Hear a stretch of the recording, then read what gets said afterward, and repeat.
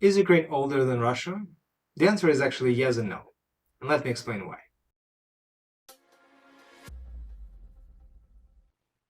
Hello, I'm Dr. Sam, this is Dr. Sam's Health. Today I'm going to start a short series of videos on war in Ukraine. The reason why I'm making this kind of videos is, I hope, obvious to those of you who are following my channel. I was born in Ukraine in the city of Kharkiv, and based on my last video you could tell that I was quite affected by the situation. On the February 24th, 2022, Russia invaded Ukraine, and there is still ongoing war there. The last 110 days I could not make any videos. It was very hard to work, hard to think. Clearly it felt almost like a blasphemy to start making videos about nutrition or science, exercise, whereas my country of origin is effectively being annihilated when my fellow Ukrainians are fighting for their freedom and lives, when my parents had to evacuate from my city, which was and still is being shelled by Russians. So I have been engaged in quite a few conversations with Canadians, with fellow Ukrainians, with some Russians, and a lot of people asking me questions about the situation, about the war. Was it possible to prevent it? Was it possible to do something about it? Should Ukrainians kind of give up? What were the prerequisites of this war, or what were the reasons for this war to happen in the first place? What do you think is going to happen? How come you are not there? And by the way, I will likely say it in every video on this subject. I seriously considered going to Ukraine and joining Ukrainian Armed Forces. As a matter of fact, when I was leaving Ukraine, I was still a lieutenant of Ukrainian Armed Forces. But ultimately, I didn't go. It was a very difficult decision-making process for me, very emotional. I'm still not sure whether it was the right decision or not, and likely I will make a little bit of a statement on that. But there are lots of questions that a lot of people asking me, and I felt that my best contribution at this point would be to make a series of videos on this conflict. Sorry, conflict is not the right word. War. And to try to explain, to provide more or less organized answers to the questions that people ask me.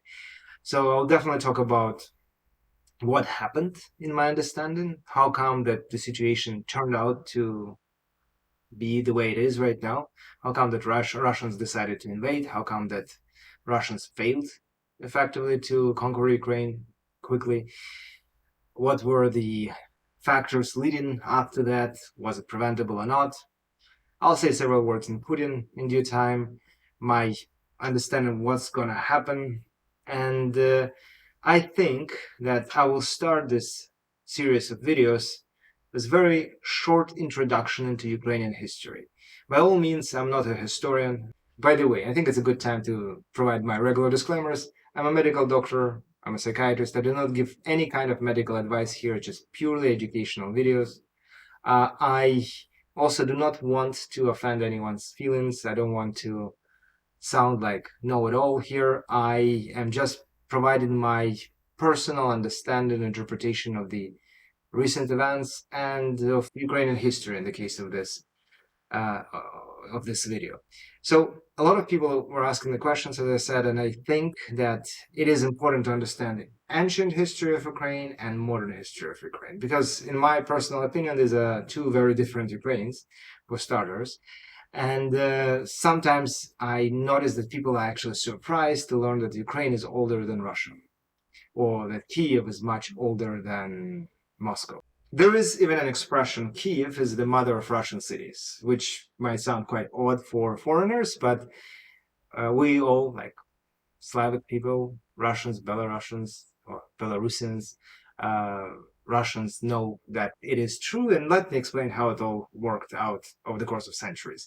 So Kiev was founded in 482 by three brothers and their sister. As far as I remember, brothers' names were Ki, Shek, Horigv, and the sister was Libid, and I think the most influential, or the eldest brother, was Ki, and therefore the name of the city was Kiev. Kiev in Russian language, by the way, or Kiev in Ukrainian. This city grew, as well as the geopolitical formation of Kiev and Rus. It became more and more influential. There were quite a few ties with different European capitals and cities, with UK. There was a huge influence from Vikings. There were very significant ties between Kiev and Rus and Constantinople. And accordingly, in 982, Ukraine was baptized. Sorry, Kiev and Rus was baptized, and we became Christians. And later on, for the next 2-3 centuries, it remained quite impressive geopolitical formation until approximately 1200s. So in the 13th century, Kiev and Rus was ruined by Mongols. I cannot say it was completely annihilated, but it was significantly affected and it completely lost its prominence. At the same time, in the previous 2-3 centuries, many other Slavonic tribes, they became more influential, prominent. Quite a few princes from Kiev and Rus, they were moving to different parts of the world, including Moscow. Moscow, actually, Novgorod. And they founded their own cities, and these cities became more and more prominent over the course of this Mongol invasion. Like Moscow would be the best example of that. Moscow, by the way, was founded in 1147, and over the course of the next several centuries, it was becoming stronger and stronger and stronger. And at a certain point, they actually fought off the Mongols, and they started to grow bigger and bigger. They united multiple, I don't even know how to call them, nations, tribes, peoples that were living in that region, and eventually they formed Russia. And then the Russia became Russian Empire, and this Russian Empire was growing, and at a certain point, the territory of what was formerly known as Kiev and Rus was reunited with the newly formed empire, the Russian Empire. And I must say that actually this whole Kiev and Rus territory has been part of many wars, many conflicts. It was going, like, changing hands all the time. It was some sort of a Wild West of the East, and there were so many influences by Hungary, by Austria, by Poland, of course, Germans, Turks, Tatars.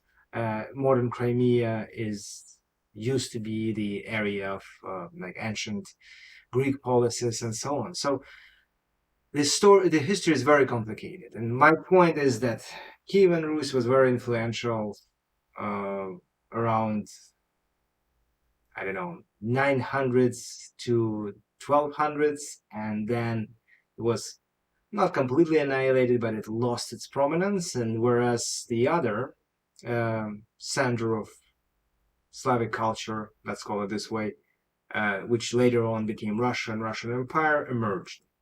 And this Russian Empire has reconquered the territories of former Kiev and Rus. By the way, the term Ukraine is actually, there is this notion that Ukraine means Ukraine, which is like borderlands of Russia, which is actually not true. There are like a number of documents that indicate that the term Ukraine actually meant Kraina, or country, and it existed way before Russia and Russian Empire. I don't feel strong talking about that because I actually am not that good in that part of the history. But again, the point is that Russia grew, it became more and more prominent. It gathered lots of lands, and these lands included, obviously, the former Kiev and Rus, Crimea, and many other areas.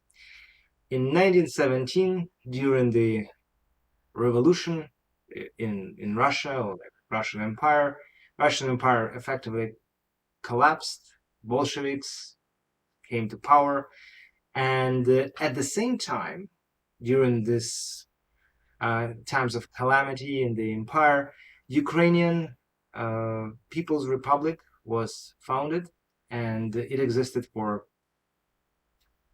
it's hard to say actually. There were like lots of changes of power and lots of changes of names in the following several years. But I think it would be safe to say that it kind of existed until 1922, when it became Ukrainian Soviet Socialistic Republic. So it's as part of that the huge country or federation which was USSR. Ironically, they have the same abbreviation. Ukrainian Soviet Socialistic Republic, USSR, is the same as USSR. I must say that the borders of Ukraine were actually changing throughout the 20th century quite tremendously. One of the most drastic elements of that would be Crimea, of course. I have heard from so many people that Nikita Khrushchev has just gifted Crimea to Ukraine because he was drunk. By the way, I have to say, this is just the most ridiculous thing that people can say. Nobody can be a drunk and gift a land to, like, from one country to another, effectively, in just like one signature. It's not how it happens. It's first of all, Crimea is a peninsula, and it was the battleground for many battles. Naval battles, ground battles. Russian Empire has fought very hard for it. Ukrainians fought for it, or I would say these people who inhabited Ukraine fought for it. Turks, Ottoman Empire has fought for it. So there were a lot of wars there, and that is why actually, and it has been the base of Russian Navy for a couple of centuries at least. And that is why they actually say there's another expression, which is Crimea is the cradle of Russian Navy in Black Sea.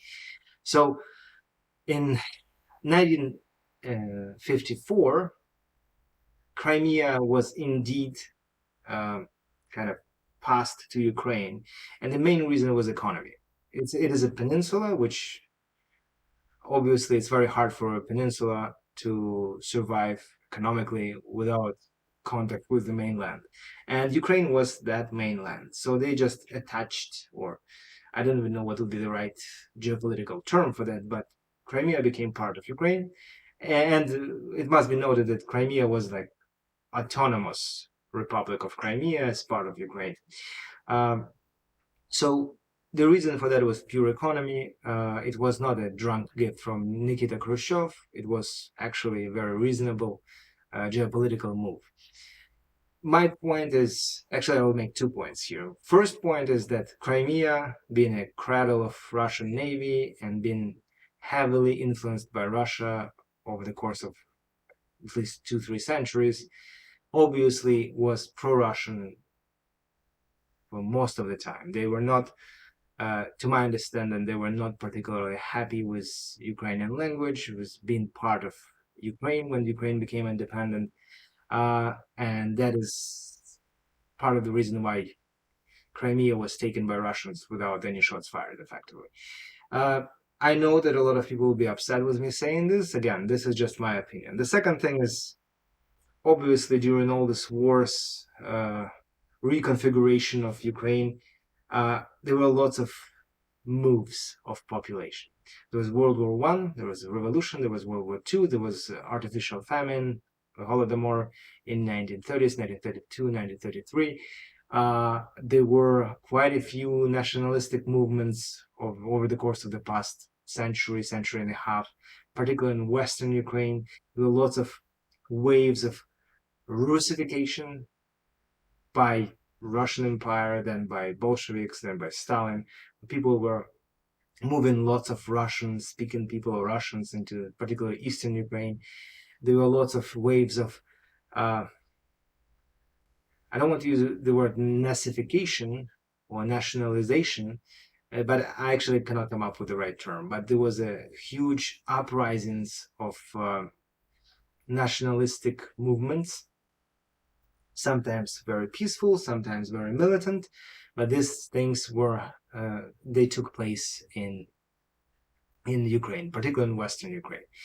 And maybe I'll make a special video about that, but the reason why I'm mentioning it is because Ukraine has been divided quite drastically between Eastern Ukraine, which was more like pro-Russian and inhabited mostly by Russian-speaking people, versus Western Ukraine, which was inhabited by people who are very, I'm sorry for this word, but they were, let's call them patriots, but also some of you would call them nationalistically oriented people. Uh, and by the way, when I use the word nationalist, I believe that it's just like somebody who is very dedicated to the idea of Ukrainian nation, not a Nazi, because this term will be flown a lot over the course of my videos, and unfortunately, that is part of the rhetoric of modern day Russia that has attacked Ukraine. And Ukraine being a Nazi country is one of the reasons, at least declared reasons of Russians, like why they have invaded Ukraine. So, Crimea, very pro-Russian, East, pro-Russian, Russian-speaking, West, Ukrainian-speaking, quite nationalistic. Not necessarily in a bad way, but there is a lot of history, there are lots of historical things that likely will pop up in my future videos. In 1991, Soviet Union collapsed, and essentially Ukraine became independent for the first time in its modern history. We definitely had very interesting 30 plus years. I was the witness of this 30 plus years of Ukrainian independence, lots of political movements, war on the bus, current war. There's a lot to talk about. I don't want to bore you with all this stuff and putting it in one single video that will be quite long. So I will wrap up this video right now, and I will be working on the second video in the next several days. I'll be posting it very, very soon. Meanwhile, if you like my videos, please hit like button, subscribe, check out my website, drsamshealth.com. Also, if you don't mind, please leave comments, help me make this video upload, and spread the news, share the link to this video on your social platforms. I really need your help if we want to achieve something with this initiative. Okay? Thank you so much in advance, and see you very soon.